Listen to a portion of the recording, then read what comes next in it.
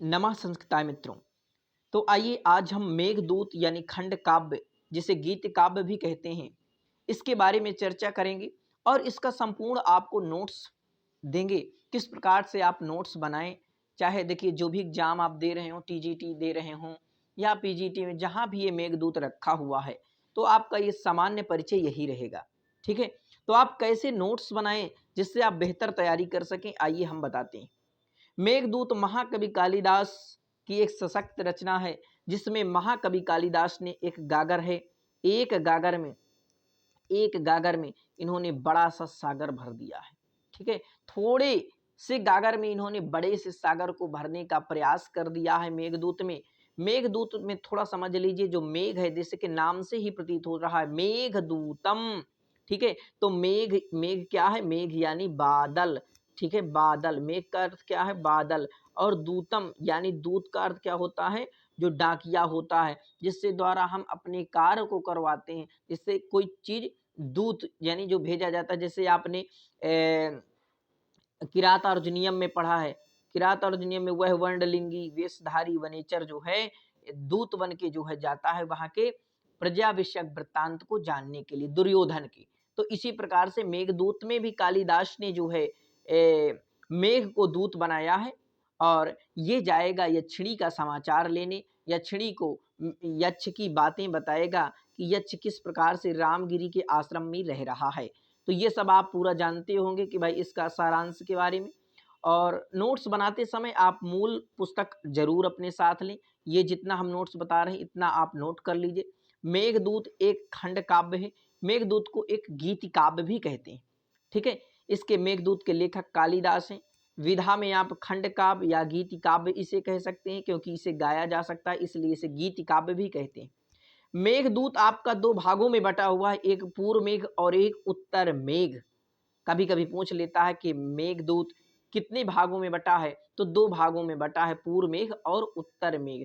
पूर्व मेघ में कितने श्लोक हैं और उत्तर मेघ में? तो पूर्व मेघ में आपके 67 श्लोक हैं और उत्तर मेघ में आपके 54 श्लोक हैं। कुल मिलाकर 121 श्लोक हो जाएंगे। ठीक है, 121 श्लोक हो जाएंगे। मेघदूत में पूछेगा कि प्रधान रस कौन सा है, मेघदूत का रस कौन सा है, तो आप जानते हैं कि भाई जो यक्ष है अपनी प्रीतमा यक्षिणी से अलग है, और जहां अलगाव होता है वहां विप्रलंभ श्रृंगार होता है। श्रृंगार रस के दो भेद होते हैं, एक संयोग श्रृंगार होता है, एक संयोग श्रृंगार होता है, और एक वियोग श्रृंगार होता है। तो संयोग श्रृंगार कहाँ होगा? संयोग जहां नायक नायिका के पास होता है, मिलन होता है, अपनी प्रीतमा के साथ रहता है, वहां संयोग श्रृंगार हो जाएगा। वियोग श्रृंगार वहां होगा जहां नायक अपनी प्रीतमा से अलग होता है, वहां वियोग श्रृंगार हो जाएगा। तो इतना आपको यहाँ पर ध्यान देना है कि प्रधान रस अगर आपसे पूछे कि मेघदूत का प्रधान रस कौन सा है, तो विप्रलंभ श्रृंगार है। ये चीज आपको बता देना है। पूछेगा आपसे मेघदूत में छंद कौन सा है, तो मंदाक्रांता छंद है। मेघदूत के जितने भी श्लोक है मित्रों, सभी में संपूर्ण मेघदूत में कौन सा छंद है, तो आप बताएंगे मंदाक्रांता। ठीक है, तो इतना आपको नोट्स जितना हम बता रहे हैं इतना नोट्स बना लेना है। इसके बाद हम आपको लास्ट में और बता रहे हैं क्या चीजें आपको कैसे करना है। मेघदूत की रीति, तो वैदर्भी रीति। मेघदूत की कौन सी रीति है? वैदर्भी रीति। वैदर्भी रीति विशेषते महाकवि कालिदासा। तो कालिदास की वैदर्भी रीत अत्यधिक प्रिय रीति है। ठीक है, इसका उपजीव्य पूछा जाएगा तो आपको बताना है इसका जो उपजीव्य है, जहां से ये कथा को ली गई है, तो ब्रह्मवैवर्त पुराण से जो है इस कथा को लिया गया है। इसमें जो दूत की कल्पना की गई है, यानी जो मेघ को दूत बनाया गया है, मेघ को वनीचर बनाया गया है, मेघ को डाकिया बनाया गया है, या मेघ को जो है रास्ते का राही बनाया गया है, वो वाल्मीकि रामायण से बनाया गया है। कैसे वाल्मीकि रामायण से? आप वाल्मीकि रामायण में देखेंगे कि जब सीता राम की खो जाती है, यानी सीता माता का जब हरण रावण कर ले जाता है, तो वहां राम की सहायता के लिए हनुमान जी आते हैं। तो दूत हनुमान जी हनुमान जी को दूत बनाया जाता है कि जाओ तुम रावण के यहाँ के समाचार वृत्तांत को जान के लाओ कि क्या सीता वहीं है रावण के यहाँ। तब फिर हनुमान जी जाते हैं और वहाँ की वृत्तांत को जानकर महाराज श्री राम को, या कह लें भगवान श्री राम को बताते हैं। अब देखिए मेघदूत के नायक कौन है? नायक का अर्थ यह है कि भाई जो मेन इस पे कैरेक्टर है। अब ऐसे आप जानेंगे कि जो हीरो है इसका, तो इसमें हीरो आपका यक्ष है और इसका ब्रह्मवैवर्त पुराण के अनुसार इसका नाम हेममाली बताया जाता है। तो ये अपनी प्रियतमा पर आसक्त रहता है, अपनी प्रियतमा से नई-नई शादी होती है तो आसक्त रहता है, तो देर देर कर देता है और इसके जो मालिक होते हैं यानी कि कुबेर जो होता है, तो कुबेर को ये जो है देर से फूल तोड़ कर देता है, इस कारण से इसे 1 वर्ष तक का जो है श्राप दे देते हैं कुबेर, ठीक है। अब नायिका इसकी जो हीरोइन है, जो इसकी प्रेमिका है वो यक्षिणी है, इसका नाम ब्रह्मवैवर्त पुराण के अनुसार विशालाक्षी। तो आपको इतना भी ध्यान रखना है कि हेममाली किसका नाम है? यक्ष का नाम है। कब कैसे पता चला आपको? ब्रह्मवैवर्त पुराण के अनुसार इसका नाम हेममाली बताया जा रहा। लेकिन कालिदास ने इसका जो पहला श्लोक आप पढ़ेंगे, कश्चित कांता विरहा गोरूड़ा, कोई कांता से अपने अलग है। तो अपनी प्रियतमा से कोई एक व्यक्ति अलग है, कालिदास इसका नाम नहीं लेते हैं। नायिका यक्षिणी है, विशालाक्षी जो है ब्रह्मवैवर्त पुराण के अनुसार है। कथानक देखिए, कथानक दूत काव्य के रूप में एक गीत काव्य है, जिसमें एक यक्ष का विरह वर्णित है। मैंने आपको अभी बताया कि जो यक्ष है अपनी प्रेमिका यक्षिणी के लिए व्याकुल है, और रामगिरी के आश्रम पर वो जब रह रहा था, तब जब आषाढ़स्य प्रथम दिवसे, आषाढ़ के महीने जब उसने देखा किसको? मेघ को, तो उसकी व्याकुलता उत्पन्न हो उठी और वो अपनी बात को उस यक्ष से कहने, उस मेघ से कहने लगा। कौन? यक्ष। आगे देखेंगे 50 से अधिक संस्कृत टीकाएं मेघदूत पर लिखी जा चुकी हैं, ठीक है। अगर प्रश्न आए कि भाई कितनी संस्कृत टीकाएं लिखी जा चुकी हैं, तो 50 से अधिक संस्कृत टीकाएं मेघदूत पर लिखी जा चुकी हैं। मल्लीनाथ जो है संजीवनी टीका लिखते हैं। कौन सी? संजीवनी टीका। आगे देखते हैं तो आप ध्यान से देखना, ठीक है। देखिए, अगर आप इतना भी नोट्स बना लेते हैं तो आपको कोई दिक्कत नहीं। जर्मन विद्वान, एक जो जर्मनी के विद्वान हैं मैक्स मूलर ने, तो मैक्स, अगर ये प्रश्न बने कि भाई मैक्स मूलर कहाँ के विद्वान हैं, तो भाई जर्मनी के विद्वान हैं। तो जर्मनी के विद्वान मैक्स मूलर ने मेघदूत का जर्मन भाषा में, यानी कि जर्मनी भाषा में जो है पद्धा अनुवाद किया, पद्य में अनुवाद इनका किया। पद्य में आप जानते हैं, पद्य में आपसे पूछेगा कि किस ने जो है मेघदूत का पद्धा अनुवाद किया, तो आप बताएंगे मैक्स मूलर। मैक्स मूलर कहाँ के विद्वान हैं? तो जर्मनी के विद्वान हैं।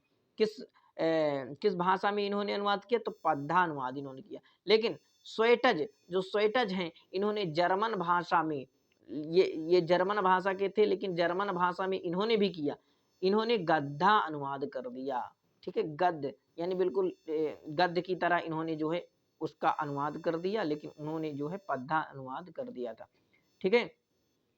आर्थर राइडर एवं एच जी रूक ने अंग्रेजी में मेघदूत का पद्धा अनुवाद किया। तो आर्थर राइडर ये जो है अंग्रेजी के विद्वान हैं, और एच जी रूक ने अंग्रेजी में जो है मेघदूत का पद्धा अनुवाद किया, यानी कि पद्य में अनुवाद किया। तो ये प्रश्न आपको समझना है कि भाई अंग्रेजी में किसने अनुवाद किया है? आर्थर राइडर ने और एच जी रूक ने, और जर्मन भाषा में पद्यानुवाद किया है मैक्स मूलर ने, ठीक है। हिंदी भाषा में मेघदूत के 6 पद्यानुवाद हो चुके हैं। तो हिंदी भाषा में मेघदूत के कितने अनुवाद हो चुके हैं? 6 अनुवाद, पद्यानुवाद हो चुके हैं। आगे आपको नोट करना है कि क्षेमेंद्र ने कालिदास के मंदाक्रांता छंद की, जो कालिदास मंदाक्रांता छंद पर मेघदूत को लिखते हैं, वो जो है इनकी प्रशंसा करते हैं कि शुभसा कालिदास से मंदाक्रांता विराजते, शुभसा कालिदास से मंदाक्रांता विराजते। सुब्रत तिलक में, यानी जो सुब्रत तिलक ये किसकी रचना है? तो ये क्षेमेंद्र की रचना है। इन पर इन्होंने शुभसा कालिदास से मंदाक्रांता विराजते, ये जो है कालिदास की प्रशंसा करते हैं। मित्रों, जितना हम आपको बता रहे हैं इतना नोट कर लीजिए। मेघदूत में उपमा, उत्प्रेक्षा, रूपक आदि अलंकारों का सुंदर प्रयोग हुआ है, यानी कि उपमाओं का, उत्प्रेक्षा और रूपक आदि अलंकारों का, अर्थांतर न्यास अलंकार का भी ज्यादा से ज्यादा प्रयोग हुआ है।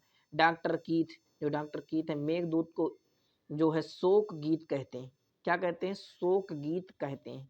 भारतीय मत में मेघदूत शोक गीत या करुण गीत ना होकर विरह गीत या विप्रलंभ गीत है, क्योंकि ये नायक नायिका जो है, हीरो हीरोइन एक दूसरे से अलग हैं। इसके प्रमुख पात्र आपको ध्यान रखना कि यक्ष यानी जो हेममाली ब्रह्मवैवर्त पुराण में इसका नाम बताया गया है, यक्षिणी विशालाक्षी या मेघ, मेघ यानी कि बादल, और कुबेर यक्षाधिपति, यक्ष के राजा, यक्ष के स्वामी, यक्ष के राजा। इस प्रकार से आप ये प्रमुख पात्र हैं, इनको ध्यान रखना। और संस्कृत के गीत काव्यों या आदिम ग्रंथ महाकवि कालिदास का मेघदूत है। ठीक है, जो आदिम ग्रंथ है महाकवि कालिदास का, वो मेघदूत है। दक्षिणावर्तनाथ और मल्लीनाथ ने ठीक है, जो संजीवनी टीका लिख रहे हैं, तो मल्लीनाथ ने जो मेघदूत लिखने में रामायण से प्रेरणा मानी है। किससे? रामायण से इन्होंने प्रेरणा मानी है। यक्ष को आप देखिए, थोड़ा जान लीजिए, यक्ष को अलकाधीश्वर यानी कुबेर ने जो श्राप दिया था, उसका आधार पद्म पुराण है। क्या है? पद्म पुराण में ये कथा मिलती है कि भाई एक कुबेर हैं। कौन है? एक कुबेर हैं। ठीक है, तो कुबेर क्या करते हैं? कुबेर अपने यक्ष यानी जो नौकर है, इसको जो है श्राप दे देते हैं। ठीक है, वहाँ की योगिनी नामक आषाढ़ कृष्ण एकादशी महात्म प्रसंग में यह कथा संक्षेप में है। तो इतना आपको नोट्स बनाकर जो है रखना है। ठीक है, आगे आपको नोट कर लेना है, ब्रह्मवैवर्त पुराण को भी मेघदूत का उपजीव्य माना जाता है। मेघदूत में 115 पद हैं। कितने हैं? 115 पद हैं। यह दो भागों में पूर्व मेघ और उत्तर मेघ में विभाजित है। आप ध्यान देंगे कि फिर अभी आपने 121 पद कैसे बता दिया, तो पूर्व मेघ में आपके 63 पद हैं और उत्तर मेघ में 52 पद हैं। इस प्रकार से आप देखेंगे। लेकिन आप देखेंगे कि जो मल्लीनाथ मानते हैं, मल्लीनाथ कहते हैं भाई पूर्व मेघ में आपके 67 श्लोक हैं और उत्तर मेघ में आपके 54 श्लोक हैं। उत्तर मेघ में आपके कितने हैं? तो उत्तर मेघ में आपके 54 श्लोक हैं। ये जो आप पा जाएंगे, देखिए थोड़ा ये, हाँ, तो आप देखेंगे 54 श्लोक हैं। आप जो तारणी झा की बुक लिए रहेंगे उसमें भी आपको यही मिलेगा।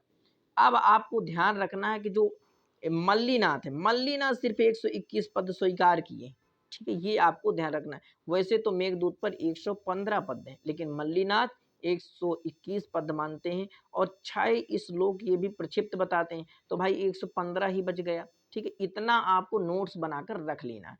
ठीक है, अब जो आप अलग अलग बुक, जैसे तारणी झा की आप बुक लें और जो बुकें लें, उनकी सभी की जो है व्याख्याएं पढ़ लीजिए। ठीक है, जो मूल पाठ है, ठीक है, जो मूल पाठ है कि जो सारांश है, उसको पढ़ के फिर आप नोट्स बनाइए। तो आपको सब राइटर जितने भी अलग अलग लेखक हैं, सब अपने अपने हिसाब से व्याख्याओं को लिखे हैं, तो अच्छी प्रकार से आपको समझ में आ जाएगा।